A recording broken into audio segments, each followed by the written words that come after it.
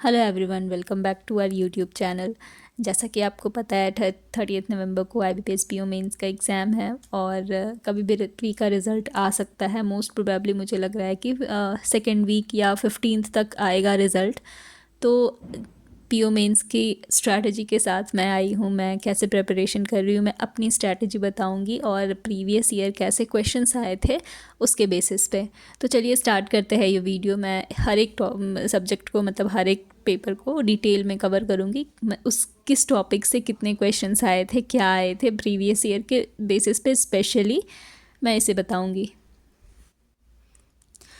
तो सबसे पहले बात करूँ रीज़निंग की। तो रीज़निंग में सबसे पहले तो आपको ये पता होना ज़रूरी है कि इसमें 2 सेक्शन आता है, जैसे कि सेक्शन ए और सेक्शन बी। एक सेक्शन होता है जिसमें 2 मार्क्स के क्वेश्चन होते हैं और एक सेक्शन होता है जिसमें 1 मार्क्स के क्वेश्चंस होते हैं। तो लास्ट ईयर जो आया था वो सेक्शन ए में 15 क्वेश्चंस थे, वो 2 मार्क्स के थे। टोटल 30 मार्क्स के क्वेश्चंस थे। और सेक्शन बी जो था उसमें 30 क्वेश्चंस थे और 1 मार्क्स ईच। और जो टॉपिक्स कवर किया गया था रीजनिंग में, वो बेसिकली ये सारा टॉपिक था, जिसमें से मैं आपको बता दूँ लास्ट ईयर मिसलेनियस बिल्कुल भी नहीं था। मिसलेनियस के नाम पे अगर बोला जाए तो 1 या 2 क्वेश्चंस थे, लेकिन हाँ डीएस के क्वेश्चंस थे, क्रिटिकल रीजनिंग थी। अगर आप क्रिटिकल रीजनिंग या डीएस ये सब अच्छे से करके जाते हो तो एक डिसेंट स्कोर कर सकते हो। मैं तो लास्ट ईयर पज़ल में फंस गई थी, जिसकी वजह से मेरे स्कोर रीजनिंग में बहुत ही ख़राब हो गए थे। अब ये तो रहा प्रीवियस ईयर का डेटा। अब मैं बताती हूँ मैं इस बार स्पेशली किस टॉपिक पे को ज़्यादा फोकस कर रही हूँ, किस टॉपिक पे, और किसे मैं थोड़ा कम लेकर चल रही हूँ। तो सबसे पहले तो क्रिटिकल रीजनिंग में एक क्रिटिकल रीजनिंग है, दूसरा आपका डीएस है। ये 2 आप अगर अटेम्प्ट करते हो तो आपके मार्क्स, एक एवरेज मार्क्स तो आ ही जाएंगे, क्योंकि रीजनिंग का जो पज़ल होता है वो बहुत ही पीओ मेंस का बहुत ही ट्रिकी होता है, टफ़ होता है। आप उसको 15 मिनट 20 मिनट भी दे दोगे तो कभी कभी क्वेश्चन वो नहीं बनते हैं पज़ल्स। और एक बार अगर आपका पज़ल नहीं बना तो आप डिमोटिवेट हो जाओगे, फिर आप नेक्स्ट क्वेश्चन अटेम्प्ट उतनी एफिशिएंसी से नहीं कर पाओगे। तो अभी मैं ये मिसलेनियस टॉपिक, मतलब जो कोडिंग इनपुट आउटपुट तो हर साल आता है, तो ये तो आएगा ही। ब्लड रिलेशन से रिलेटेड क्वेश्चंस भी रहेंगे और क्रिटिकल रीजनिंग। तो मैं ये सारे टॉपिक्स को कवर कर रही हूँ। पज़ल मैं उतना नहीं प्रैक्टिस कर रही हूँ, 1-2 पज़ल इनफ है। और हाँ, अभी मेनली मैं क्लासेस से कर रही हूँ। पुनीत सर की क्लास, जो मेंस की जो भी क्लास आ रही है, या मैराथन है। और अगर रेगुलर क्लास नहीं है तो प्रीवियस ईयर के आप क्लासेस देख लो। प्रीवियस ईयर के भी बहुत सारी क्लासेस है सर की, और वो बहुत हेल्प करेगा अगर आप करना चाहो तो। मैं तो इन्हीं से प्रिपरेशन कर रही हूँ। सेक्शनल मॉक भी लगाऊंगी, लेकिन पहले कुछ क्लासेस मैं कर लूँ, उसके बाद मतलब 15 डेज़ के बाद ही अप्रॉक्स करूँगी। नेक्स्ट मैं बात करूँ मैथ्स की। ये तो रहा रीजनिंग कंप्लीट। मैथ्स की मैं बात करूँ तो मैथ्स में आपको 45 मिनट्स मिलेगा, उसमें 35 क्वेश्चंस रहते हैं। लास्ट ईयर जो था वो 25 क्वेश्चंस आए थे 2 मार्क्स के, और 10 क्वेश्चंस आए थे 1 मार्क्स के। तो टोटल आपका 60 मार्क्स का क्वेश्चन रहता है। और ये जो टॉपिक है इनसे आया था। तो बेसिकली मैं बोलूँगी आप वीडियो क्लासेस के टच में रहो, वो बहुत ही आपको फ़ायदा होगा। मैं वही कर रही हूँ। आशीष अरोड़ा सर की क्लासेस जो आ रही है मैं उसे ही फॉलो कर रही हूँ, क्योंकि डीआई वगैरह के लिए थोड़ा सा आपका वो थिंकिंग वैसा होना चाहिए कि आप सोच सको। मतलब बहुत ही ज़्यादा डीआई कैलकुलेटिव तो नहीं बोलूँगी, बट लॉजिकल बहुत ही ज़्यादा रहता है। कैलकुलेटिव भी रहता है बट लॉजिकल ज़्यादा रहता है। तो उस टाइप की डीआई आप वीडियो क्लासेस से करोगे तो आपको तरीका पता चलेगा आप किस तरीके से उसे सॉल्व कर सकते हो। आप मॉक से प्रैक्टिस कर सकते हो, नो डाउट, बट वीडियो में क्या होता है, सर किस तरीके से कर रहे हैं वो एक्सपीरियंस आपको सब मिलेगा, आपको उसका शॉर्टकट पता चलेगा, ये सारा। तो मैं वीडियो से ही कर रही हूँ अभी। रीजनिंग और मैथ्स मैं वीडियो से ही कर रही हूँ, एक्स्ट्रा मैं अभी कुछ भी नहीं कर रही। और नेक्स्ट मैं बात करूँ इंग्लिश की। तो इंग्लिश में टोटल क्वेश्चंस जो आए थे वो थे 40 क्वेश्चंस थे, नहीं 35 क्वेश्चंस थे 40 मार्क्स के, और 40 मिनट्स टाइम मिलता है आपको। तो जिसमें से 5 क्वेश्चंस वर्ड स्वैप के आए थे और ये 2 मार्क्स के थे, और 30 क्वेश्चन जो आए थे वो 1 मार्क्स वाले। उसमें आपका एरर था, फिलर्स था, आरसी क्लोज टेस्ट, ये सारे क्वेश्चंस थे। तो लास्ट ईयर इंग्लिश ठीक ठाक था, मतलब मुझे तो मॉडरेट ही लगा था, बट ओवरऑल इंग्लिश ठीक ठाक ही था। और मैं अभी इंग्लिश के लिए मतलब रीडिंग कर रही हूँ, मतलब पेपर से पढ़ना या फिर आरसी सॉल्व करना, ये कर रही हूँ। और कुछ भी नहीं, सेक्शनल मॉक मैं अभी नहीं लगा रही हूँ, कुछ दिन के बाद लगाऊंगी। अभी बेसिकली मैं पेपर से पढ़ रही हूँ, क्योंकि पीओ मेंस के लिए रीडिंग अच्छा होना बहुत ज़रूरी है, तो इसलिए मैं पेपर से ही रीडिंग रेगुलर बेसिस पे कर रही हूँ। नेक्स्ट मैं बात करूँ जीए की, तो जीए में मैं आपको बता दूँ, एग्ज़ाम था 5 नवंबर को, और जीए जो मैक्सिमम पूछा गया था वो अक्टूबर मंथ से पूछा गया था।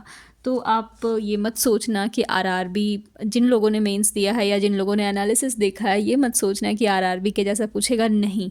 आरआरबी का जीए और आईबीपीएस पीओ का जीए बहुत ही डिफरेंट रहता है। पीओ में डायरेक्ट क्वेश्चंस आते हैं, बैंकिंग के, आरबीआई के एकदम डायरेक्ट क्वेश्चंस रहेंगे, और बहुत ही रीसेंट मंथ से रहते हैं। मुझे लगता है 40 क्वेश्चंस में अप्रॉक्स 20 क्वेश्चंस तो अक्टूबर के थे ही। मैंने दिया है, मेरे 16.75 मार्क्स आए थे लास्ट ईयर, जिसमें मैं आपको अपना स्कोर कार्ड दिखाऊंगी मेरे कितने मार्क्स आए थे। तो जीए में मैं तो बोलूँगी, जैसे 30 को एग्ज़ाम है तो आप 15 नवंबर तक करो, और आपको ज़्यादा पीछे जाने की ज़रूरत नहीं है, जैसे जुलाई जून। आप अगर अभी से स्टार्ट कर रहे हो तो आप अवॉइड कर सकते हो, आप अगस्त सितंबर अक्टूबर और हाफ नवंबर पढ़ लो, ये सफिशिएंट है मेरे पॉइंट ऑफ व्यू से। आगे अगर आप लोगों ने आरआरबी पीओ या आरआरबी क्लर्क के लिए पढ़ा हुआ है तो आप लोगों ने जून जुलाई भी पढ़ा होगा, मैंने भी पढ़ा था, बट तो उसे आप रिवाइज कर सकते हो। लेकिन अगर अभी स्टार्ट कर रहे हो तो कोई नीड नहीं है, आप अगस्त सितंबर अक्टूबर पढ़ो, ये सफिशिएंट है। नेक्स्ट मैं बात करूँ अगर डिस्क्रिप्टिव की, तो मैं आपको डिस्क्रिप्टिव के टॉपिक्स बता देती हूँ कौन कौन से टॉपिक से आए थे। तो ये देखिए, लेटर था, एक एडिटर को लिखना था, एक मैनेजर को लिखना था। एडिटर को जो लिखना था वो आपके एरिया में या जो ग्लोबल वार्मिंग इंक्रीज़ हो रहा है उससे रिलेटेड, मतलब क्या क्या उससे प्रॉब्लम हो रही है, उससे रिलेटेड था ये। और जो मैनेजर को लेटर था वो था कि आप एक कॉलेज स्टूडेंट हो और आपके कॉलेज में एक एटीएम लगा हुआ है किसी पर्टिकुलर बैंक का, और वो एटीएम मशीन वर्क नहीं कर रहा है प्रॉपरली, तो उसके रिप्लेसमेंट के रिगार्डिंग आपको ब्रांच मैनेजर को एप्लीकेशन लिखना था।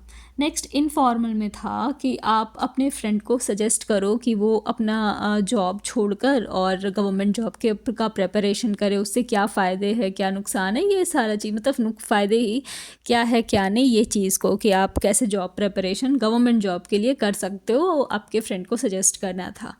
तो ये था लेटर का तीनों टॉपिक। और ऐसे की मैं बात करूँ तो डिजिटल बैंकिंग पे एक आया था, और डिजिटल बैंकिंग के मेरे ख्याल से एडवांटेज और डिसएडवांटेज ही पूछे गए थे।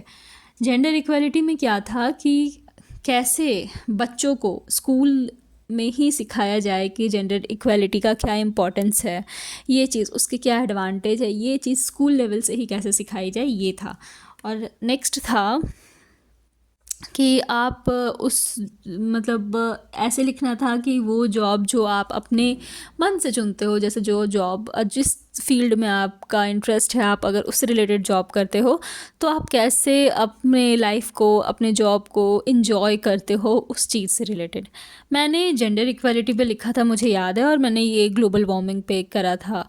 तो मेरे तो ज़्यादा मार्क्स थे ही नहीं, आई थिंक 12.5 या ऐसे ही कुछ थे, मैं आपको दिखा दूँगी अभी। तो बस ये रहा। और हाँ, मैं टाइपिंग के लिए यही बोलूँगी कि आप अगर पहले कभी आपने नहीं दिया है पीओ मेंस तो आप टाइपिंग करके देख सकते हो आपको कितना टाइम लग रहा है, क्या लग रहा है। और अगर आपने पहले पीओ मेंस दे रखा है तो आप एक काम कर सकते हो, पीओ प्री के रिज़ल्ट आने के बाद आप ऑल्टरनेट डेज़ पे टाइपिंग करना स्टार्ट कर दो। और अगर अभी आपको करना है तो आप कर सकते हो, 3-3 दिन के गैप पे एक लेटर कभी टाइप कर लो, एक ऐसे टाइप कर लो। और हाँ, ज़्यादा इतना एडवांस लेवल पे लिखने का ज़रूरत नहीं है, मैं अपने एक्सपीरियंस से ही मैं बता रही हूँ, आपको बस ग्रामेटिकल एरर नहीं करना है। ज़रूरी नहीं है कि आप बहुत ही एडवांस लैंग्वेज लिख रहे हो या फैंसी वर्ड्स यूज़ कर रहे हो तो ही आपको मार्क्स मिलेंगे, नहीं। आपके स्पेलिंग मिस्टेक्स नहीं होने चाहिए, आपके ग्रामेटिकल एरर नहीं होने चाहिए, पंक्चुएशन एरर नहीं होने चाहिए, तो आपको मार्क्स मिल जाएंगे, एक डिसेंट स्कोर मिल जाएगा। ये मुझे पता है। और हाँ, वर्ड लिमिट्स तो ज़रूर आप ध्यान रखिएगा कि वर्ड लिमिट्स में आप रहो। ये नहीं कि आप बहुत कम लिखती है या बहुत ज़्यादा, नहीं, वर्ड लिमिट्स में आपको रखना है।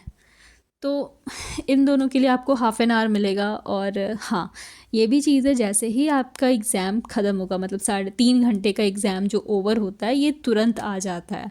आपको टाइम नहीं मिलेगा कि आप ब्रेक ले सको, फिर ये तुरंत आपको आएगा। आपको तुरंत टाइप करना स्टार्ट कर देना है। तो आप पहले से ही डिसाइड करके जाना आपको कैसा लेटर लिखना है। और एक तो एडिटर पे आएगा ही, एक ब्रांच मैनेजर वाला तो रहता ही है, और एक इनफॉर्मल। तो आप पहले से ही माइंड मेकअप करके जाओ कि आपको क्या करना है, क्या नहीं करना है। अगर अभी आप टाइप नहीं करना चाहते हो तो मैं सजेस्ट करूँगी आप डेली एक लेटर पढ़िए। उससे क्या है, आपको फॉर्मेट एकदम माइंड में बैठ जाएगा कि क्या फॉर्मेट है, क्या लिखना है, किसके बाद क्या आ रहा है। तो उससे क्या होगा, आप सोचोगे नहीं, आप तुरंत लिखना स्टार्ट कर दोगे। तो यही सजेशन रहेगा मेरा कि आप डेली एक लेटर लिखिए या पढ़िए। और ऐसे भी आप पढ़ सकते हो, जिससे आपको नॉलेज मिलेगा आप कैसे उसको पैराग्राफ वाइज डिवाइड करके अच्छे तरीके से लिख सकते हो। ये रहा मेरा स्कोर कार्ड, आप देख सकते हो मेंस में मेरे कितने मार्क्स आए थे। सो बस दैट्स ऑल। और हाँ, बहुत दिन के बाद मैंने वीडियो डाला है, क्योंकि अभी दिवाली था तो मैं घर गई हुई थी, और छठ भी है। तो अभी इस वीक तो थोड़ा सा डिस्टर्बेंस रहेगा। मैं इरेगुलर रहूँगी ही, अपने मतलब पढ़ाई को लेकर बोल रही हूँ, डिस्टर्बेंस रहेगा ही। तो इसके बाद मैं 9 नवंबर से अपना अच्छे से पढ़ाई करूँगी। अभी तो थोड़ा सा ऊपर नीचे है ही, तो बस जैसा जैसा मैं करूँगी मैं आपको अपडेट देती रहूँगी। और हाँ, अभी मैं क्या कर रही हूँ, मैं अभी अगस्त और सितंबर मैंने किया था क्लर्क के टाइम पे, तो उसे मैं रिवाइज़ करूँगी ये इन दिनों, और इसे कंप्लीट करके फिर मैं अक्टूबर स्टार्ट करूँगी। तो जैसा होगा मैं इन्फॉर्म करती रहूँगी। कोई भी मॉक वगैरह कुछ भी आएगा मैं वो चीज़ डालूँगी। और आपको कोई भी फर्दर डाउट हो या कुछ भी हो तो आप मेरा टेलीग्राम चैनल ज्वाइन कर सकते हो। वहाँ पे बहुत सारी PDF है, वहाँ से आप अच्छे खासा मतलब अमाउंट में है, आप प्रैक्टिस कर सकते हो। आपको कंटेंट की कोई भी कमी नहीं होगी। और टेलीग्राम चैनल का लिंक मेरे डिस्क्रिप्शन बॉक्स में है, आप वहाँ से जाकर डायरेक्टली ज्वाइन कर सकते हो। सो बस दैट्स ऑल। और कुछ भी डाउट हो तो आप मुझे कमेंट कर सकते हैं। And thank you so much for watching.